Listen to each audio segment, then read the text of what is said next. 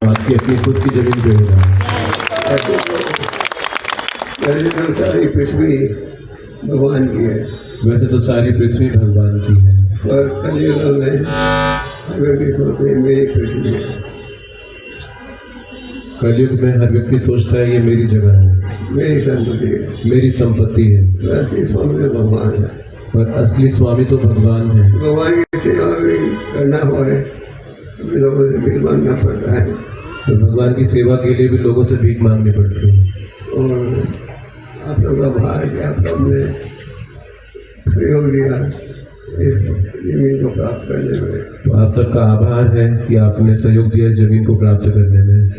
तो भगवान हमें सुविधा देते हैं और भगवान हम सबको मौका देते हैं उनकी सेवा में जुड़ने के लिए। भगवान हमें सुविधा देते हैं, मौका देते हैं उनकी सेवा में जुड़ने के लिए। और भाग्यशाली व्यक्ति वो है जो सेवा में जुड़ता है।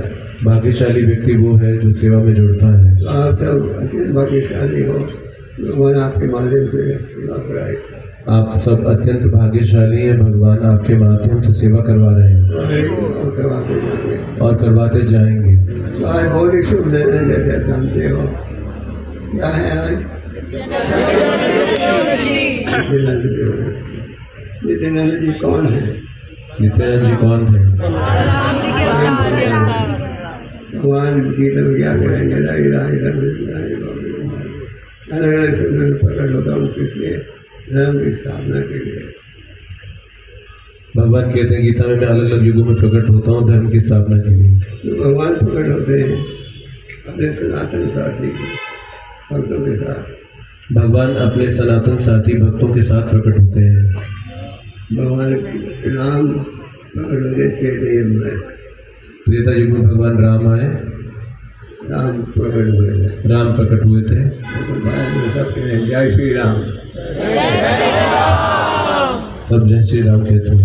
वो जो भगवान प्रकट हुए थे रामचंद्र के रूप में, उनके भाई लक्ष्मण भी प्रकट हुए। जब भगवान रामचंद्र के रूप में प्रकट हुए थे तो उनके भाई लक्ष्मण भी प्रकट हुए थे। लक्ष्मण प्रकट हुए छोटे भाई के रूप में। लक्ष्मण छोटे भाई के रूप में प्रकट हुए थे। फिर भगवान प्रकट हुए कृष्ण, कृष्ण भगवान प्रकट हुए और वही लक्ष्मण बन गए बलराम। तो फिर भगवान कृष्ण प्रकट हुए और वही भाई बलराम बन गए। तो लक्ष्मण से उनको बहुत बार ऐसे कार्य करने पड़े जो वो खुश नहीं थे। तो लक्ष्मण जी को ऐसे कार्य करने पड़े जिसमें वो खुश नहीं थे। तो उन्होंने कहा कि अब मैं प्रकट होने तो मैं बड़े भाई के रूप में। तो उन्होंने कहा अब मैं अगली बार बड़े भाई के रूप में प्रकट होऊंगा। वो बलराम के रूप में, और वो बलराम के रूप में प्रकट हुए। और वही भगवान प्रकट हुए चैतन्य महाप्रभु के रूप में। और वही भगवान चैतन्य महाप्रभु के रूप में प्रकट हुए। और बलराम प्रकट हुए भगवान नित्यानंद के रूप में। और बलराम भगवान नित्यानंद के रूप में प्रकट हुए। वो भी बड़े भाई थे। और वो भी बड़े भाई थे। तो नित्यानंद जी का जन्म हुआ था एक चक्र में। नित्यानंद जी का जन्म हुआ था एक चक्र में। एक चक्र का मायापुर से 4 घंटे की दूरी पर है। मायापुर से 4 घंटे की दूरी पर है। मेरे ख्याल से आप लोग यात्रा में जा रहे हो मायापुर की। मेरे ख्याल से आप लोग मायापुर यात्रा पे जा रहे हैं। और एक चक्र भी दूर में हो। एक चक्र भी जाना है। तो उनके पिता का नाम था हाई पंडित और उनके पिता का नाम था पद्मावती। उनके पिता का नाम हडाई पंडित और माता का नाम पद्मावती था। वो उनकी एक ही औलाद थी निताई। उनकी एक ही औलाद थी निताई। तो वो छोटे थे। वो कृष्ण ने गाँव में रखी है आधार पर नाटक करते थे। जब वो छोटे थे तो कृष्ण लीला और रामलीला के आधार पर नाटक करते थे। जैसे उन्होंने पूतना का वध किया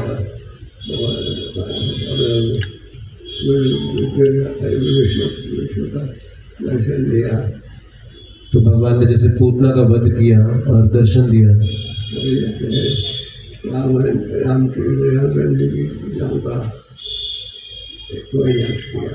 और जैसे रावण का वध किया रामचंद्र जी ने। तो राम लीला कृष्ण लीला के कहानियाँ पूरी नकल करते थे, ड्रामा करते थे अपने साथियों को लेकर। तो वो रामलीला और कृष्ण लीला पे नाटक करते थे, अपने साथियों को लेकर ड्रामा करते थे। सब आश्चर्य हो गए थे, ये सब किसने सिखाया है।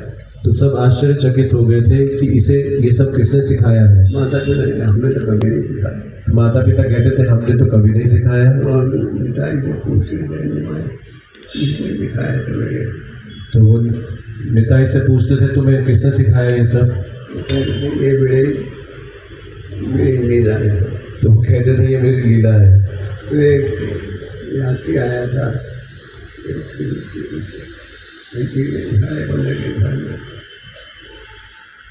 एक सन्यासी आया था हड़ाई पंडित के घर में, और देखभाल की। तो हड़ाई पंडित ने उनकी पूरी तरह देखभाल की। और फिर भाव रहता है उनकी देखभाल करना। तो उनका भाव था सन्यासी की देखभाल करना। तो जैसे वो सन्यासी आया था तो हड़ाई पंडित ने पूछा मैं आपकी और कोई सेवा कर सकता हूँ, मांगो मुझे। तो हड़ाई पंडित ने उस सन्यासी से पूछा क्या मैं आपकी कोई और सेवा कर सकता हूँ। हाँ, एक सेवा कर सकते हो। तो सन्यासी ने कहा एक सेवा कर सकते हो। लंबी यात्रा करनी है, मुझे एक सहयोगी की आवश्यकता है। मुझे लंबी यात्रा करनी है, मुझे एक सहयोगी की आवश्यकता है। आपका बेटा मेरे साथ आ सकता है। आपका बेटा मेरे साथ आ सकता है। बड़े शोक में आ गए थे। हड़ाई पंडित ने जब ये सुना तो बड़े शोक में आ गए थे। मेरा एक ही बेटा सन्यासी के साथ भेज दूँ। वो सोच रहे थे कि मेरा एक ही बेटा है और मैं सन्यासी के साथ भेज दूँ। उन्होंने वचन दे दिया था। तो उन्होंने वचन दे दिया था। मैंने कह दिया था मांगो जो मांगो, आपकी सेवा करना चाहता हूँ। तो पहले कह दिया था मांगो जो मांगो, मैं आपकी सेवा करना चाहता हूँ। वो वचन से पीछे नहीं हट रहे थे। तो वो अपने वचन से पीछे नहीं हट रहे थे। जैसे दशरथ ने 3 पत्नियां थी महाराज दशरथ की। जैसे महाराज दशरथ की 3 पत्नियां थीं। एक समय उनकी एक पत्नी कहीं ने पति का सहयोग लिया था कठिन स्थिति में। और उनकी एक पत्नी ने केकई ने उनका सहयोग किया था उनकी कठिन स्थिति में। शुक्रिया, मुझे क्या वर चाहिए। तो केकई ने दशरथ महाराज ने केकई से कहा मांगो मुझसे क्या वर चाहिए। और आज नहीं पर ठीक समय पर मैं मांगूंगी। तो केकई ने कहा आज नहीं लेकिन ठीक समय में मांगूंगी। राजा ने कहा ठीक है। तो राजा ने कहा ठीक है। तो जब राम जी की राजगद्दी में बिठाने की तैयारी हो गई थी अयोध्या में, तो जब राम जी की राजगद्दी में अयोध्या में बिठाने की तैयारी हो रही थी तो याद है तुमने मुझे एक वर दिया था। तो केकई ने दशरथ महाराज को कहा तुम्हें याद है कि तुमने मुझे एक वर दिया था, जो मांगूंगी जो पूरा करोगे, जो मांगूंगी वो तुम पूरा करोगे। हाँ याद है। तो दशरथ महाराज ने कहा याद है। बोलो क्या चाहिए। बोलो क्या चाहिए। आप राम को वनवास में भेजो और राजगद्दी मेरे बेटे को बात करो। तो केकई ने कहा राम को वनवास में भेजो और राजगद्दी मेरे बेटे को दो। हार्ट अटैक हो गया। तो जब दशरथ जी ने सुना तो उनको हार्ट अटैक हो गया। इतने शोक में आ गए, वो एकदम शोक में आ गए। उन्होंने वचन दिया था और उन्होंने वचन दिया था। भगवान राम में भी त्याग इतना था जब उन्हें पता लगा उनके पति की पिता की समस्या, उन्हें खुद ही कहा। लेकिन भगवान राम में इतना त्याग था कि जब उन्होंने सुना तो उन्होंने खुद ही कह दिया कि मैं चला जाऊंगा, मैं वनवास में जाऊंगा। दशरथ ने वचन दिया था उसका पालन किया। तो दशरथ महाराज ने जो वचन दिया था उसका पालन किया। उसी प्रकार भाई पंडित ने कह दिया था इस सन्यासी से मांगो मुझे क्या आप मांगना चाहते हो। तो इसी तरह से हड़ाई पंडित ने सन्यासी से कह दिया था, मांगो जो मुझसे मांगना चाहते हो। तो फिर पीछे नहीं हटे और वो भगवान ने बताए निकले सन्यासी भारत के अनेक तीर्थ स्थानों। जैसे बलराम जी यात्रा पे गए थे जब कुरुक्षेत्र का युद्ध, तो नरोत्तम दास ठाकुर का बड़ा प्रसिद्ध भजन है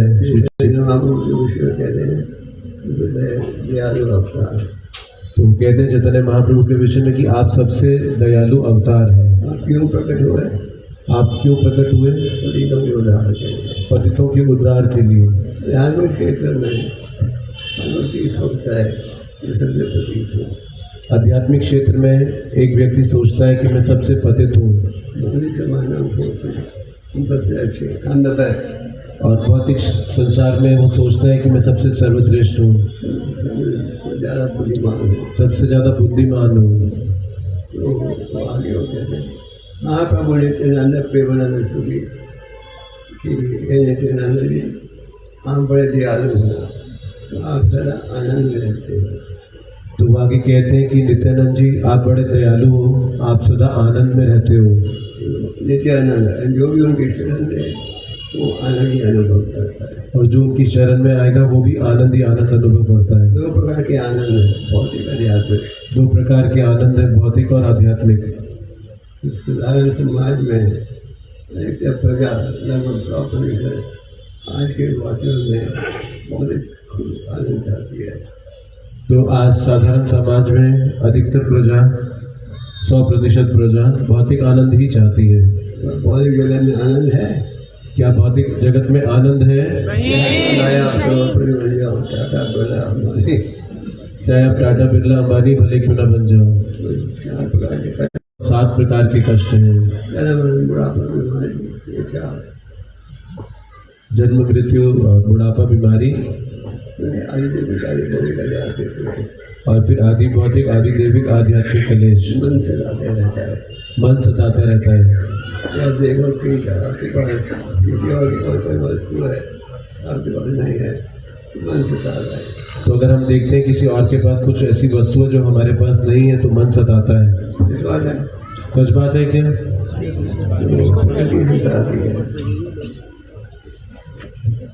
प्रकृति सताती है, दूसरे व्यक्ति से, और फिर दूसरे व्यक्ति भी सताते हैं। आप युग में जो बॉम्बे का महंगा इलाका है, वो मकान बना हो, मच्छर यहाँ पे जुहू आएंगे।